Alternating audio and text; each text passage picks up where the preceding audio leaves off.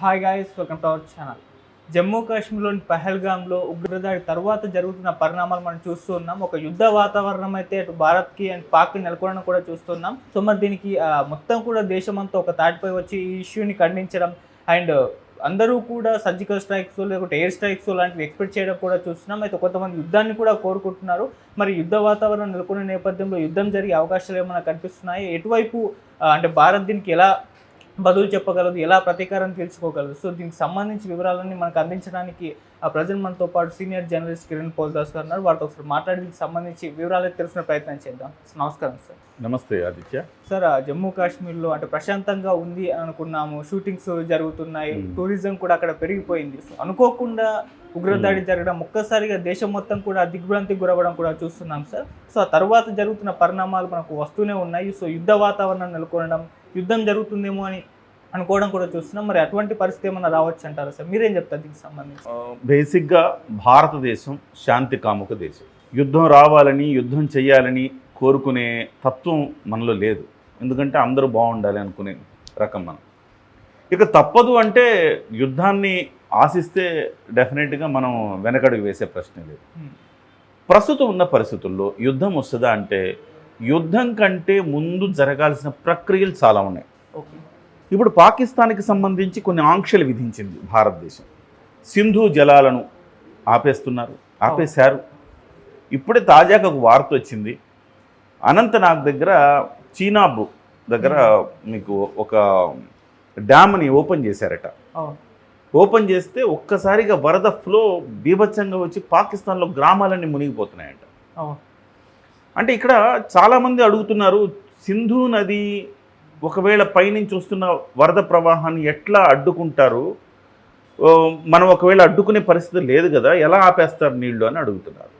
దానికి రెండు రకాల బేస్ ఉంటాయి. ఒకటి, ఎక్కడికక్కడ డ్యామ్స్ అంటే ఇప్పటికిప్పుడు కట్టగలుగుతామా డ్యామ్స్ అంటే ఇప్పటికిప్పుడు కట్టలేకపోవచ్చు, కానీ ఆల్రెడీ కొన్ని నిర్మాణాల్లో ఉన్నాయి.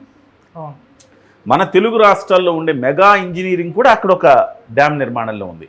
ఎక్కడికక్కడ చెక్ డ్యామ్స్ కట్టుకొని ఆ నీటిని మనకి ఇంకా యూటిలైజ్ చేసుకునే అవకాశం ఉంది. అది ఆల్రెడీ ప్రణాళిక, ఇలాంటి సిచ్యువేషన్ వస్తుందని తెలిసే భారతదేశం ఆ ప్రణాళికలో ఉన్నది. ఏదైనా రోజు ఇలాంటిది రావాలంటే మనం ఒక నిర్ణయం తీసుకోవాలంటే మనం పక్కాగా ప్రిపేర్డ్ ఉండాలి. ఆ ప్రిపేర్నెస్ భారతదేశం దగ్గర ఉంది. అందుకే అంత ధైర్యంగా సింధు జలాలను ఆపుతామని చెప్పారు. ఆ తర్వాత ఇప్పుడు తాజాగా ఒక డ్యామ్ ఓపెన్ చేస్తే విపరీతంగా పాకిస్తాన్లోని గ్రామాలు కొట్టుకుపోతున్నాయండి. ఆ స్థాయికి వచ్చింది. అంటే ఒకవేళ వదిలినా వాళ్ళకే నష్టం. అంటే వదలడం అంటే చిన్నగా కొంత ఫ్లోని వదలడం అనేది ఓకే, పర్మిసిబుల్. అలా కాకుండా ఒక్కసారిగా ప్రవాహాన్ని వదిలితే వాళ్ళకి ఇబ్బందే కదా. సో వాళ్ళు తట్టుకోలేరు. అలాంటివి వదలకపోయినా వాళ్ళకి వాటర్ లేక కరువు వస్తుంది. సో ఇలాంటి ఒక చర్యలు, సింధు నీళ్ళను ఆపటం, అదే సమయంలో పాకిస్తాన్తో దౌత్య సంబంధాలు పూర్తిగా కట్, వాణిజ్య సంబంధాలు పూర్తిగా కట్. ఇక్కడ ఉండే వాళ్ళని చాలామందిని వాళ్ళ పాకిస్తాన్కి వెళ్ళిపోమని చెప్పారు. భారతదేశంలో ఎవరున్నా కానీ వీసాలు తీసుకొచ్చిన వాళ్ళు పాకిస్తాన్ వెళ్ళిపోమని చెప్పారు. సో ఆ ప్రక్రియలు నడుస్తూ ఉన్నాయి. ఫస్ట్ ఫేజ్ అది. ఫేజ్ 2 ఏంటి, ప్యారలల్గా నడుస్తుంది ఏంటంటే భారతదేశం ఈ పాకిస్తాన్ని ప్రపంచ దేశాల మధ్య ఏకాకిం చేయడం. ఆ ఫేజ్ 2 ఆల్రెడీ నడుస్తూ ఉంది. గతంలో ఎప్పుడూ లేనంత విదేశీ విధానం మన దగ్గర ఇవాళ ఉంది. అంటే విదేశాలతో మనం నడిపే దౌత్య సంబంధాలు గత 50 ఏళ్లలో ఎప్పుడు లేవు అంత గొప్పగా ఉన్నాయి. ఎందుకు మనం అనుకుంటూ ఉంటాం ప్రతి సందర్భంలో, నరేంద్ర మోదీ గారు టూరిస్టులాగా మారిపోయారు, ఆయనకి ఉదయం లేస్తే ఏదో ఒక దేశానికి వెళ్ళడమే పని అంటే, అది ఆయన ఏదో సరదాగా వెళ్ళట్లా, దౌత్య సంబంధాలు మెరుగుపరుచుకోవడానికి వెళ్ళారు. సో ఆ దౌత్య సంబంధాలు ఎంత మెరుగుపడ్డాయంటే ఇవాళ సౌదీ అరేబియా కూడా మనకే మద్దతు ఇస్తుంది. సో ఒక కంప్లీట్ ముస్లిం దేశం సౌదీ అరేబియా, మరి భారతదేశానికి మద్దతు ఇస్తుంది సౌదీ అరేబియా. సో కొన్ని దేశాలు తటస్థ వైఖరి అవలంబిస్తున్నాయి. ఒక ఈజిప్టు, ఒక టర్కీ, ఒక బంగ్లాదేశ్, ఇలాంటివి ఒక మధ్య మార్గంగా వాళ్ళు తటస్థ వైఖరి అవలంబిస్తూ ఉన్నారు. చాలా దేశాలు, అమెరికా కావచ్చు, రష్యా కావచ్చు, ఇలాంటి అనేక దేశాలు మనకు మద్దతుగా నిలుస్తున్నాయి. ఇజ్రాయెల్, ఫ్రాన్స్, బ్రిటన్, ఇట్లాంటివన్నీ మనకు మద్దతుగా నిలుస్తూ ఉన్నాయి. కొన్ని దేశాలు, మేబీ బ్రిటన్ ఇంకా ప్రకటించలేదు, బ్రిటన్ మనం సానుభూతి ప్రకటించింది, కానీ మేబీ ఒకవేళ పాకిస్తాన్కి అయితే మద్దతు ఇచ్చే అవకాశం అస్సలు లేదు. ఒకవేళ ఇస్తే మనకి ఇవ్వాలి, లేకపోతే తటస్థంగా ఉండాలి. ఎందుకంటే పాకిస్తానీయులు బ్రిటన్లో కూడా చాలామంది ఉన్నారు, ఓకే, కెనడా కూడా అదే పరిస్థితి. సో ఒకవేళ వాళ్ళు మనకు అనుకూలంగా ఉంటారా లేదా తటస్థంగా ఉంటారా అంతే. కానీ పాకిస్తాన్కి అనుకూలంగా ఒక్క దేశం కూడా ఇవాళ వరకు మద్దతు ఇస్తామని చెప్పట్ల. చివరికి చైనా కూడా పాకిస్తాన్కి మద్దతు ఇస్తుందా అంటే అనుమానమే, తటస్థ వైఖరి అవలంబించే అవకాశం ఉంది. లోపాయి గారికి ఏమైనా చేస్తుందేమో పరోక్షంగానే, ప్రత్యక్షంగా అయితే మద్దతు ఇచ్చే అవకాశం లేదు. ఎందుకంటే అమెరికా ఇవాళ చైనాకి చాలా వ్యతిరేకంగా మారిపోయింది. చివరికి చైనాలో ఉండే ఐఫోన్ యూనిట్లన్నీ కూడా మూసేసుకొని ఇండియాకి తరలిస్తూ ఉన్నారు.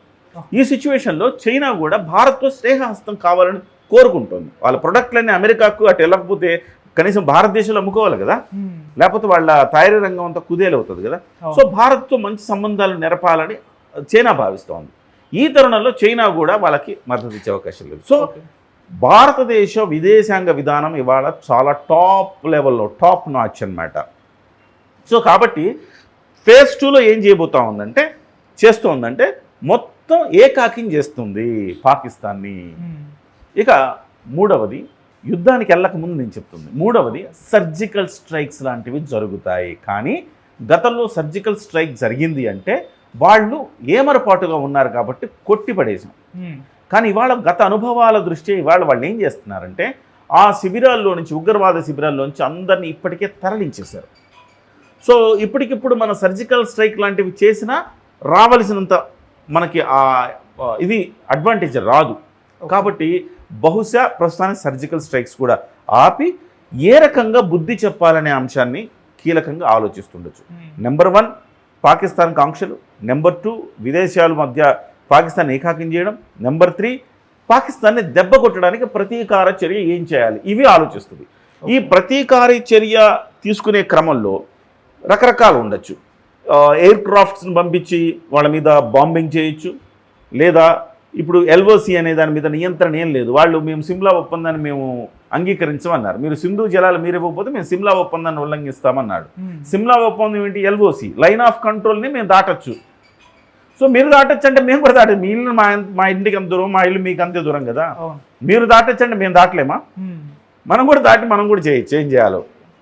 సో కాబట్టి ఆ రకంగా అటాక్ చేయటమా, లేకపోతే ఇక్కడి నుంచే మనము కొన్ని మిసైల్స్ వాటి ద్వారా అక్కడి నుంచి టార్గెట్లు ఛేదించడమా, ఇట్లాంటివి ఆలోచన చేస్తూ ఉన్నారు. ఒకవైపు చాలా ప్రెషర్ ఏముందంటే మనకి ఇదే కరెక్ట్ సమయము, మనం పీఓకేను కూడా మనము స్వాధీనం చేసుకోవాలి అని ఒక పెద్ద ఎత్తున ప్రెషర్ వస్తూ ఉంది భారతదేశం మీద. పీఓకేని చేసుకోవాలంటే సాక్షాత్తు తెలంగాణ ముఖ్యమంత్రి, కాంగ్రెస్ పార్టీ ముఖ్యమంత్రి రేవంత్ రెడ్డి గారు కూడా అదే మాట్లాడుతున్నారు. సహజంగా కాంగ్రెస్ పార్టీ ముఖ్యమంత్రులు అంత అగ్రెసివ్గా మాట్లాడరు.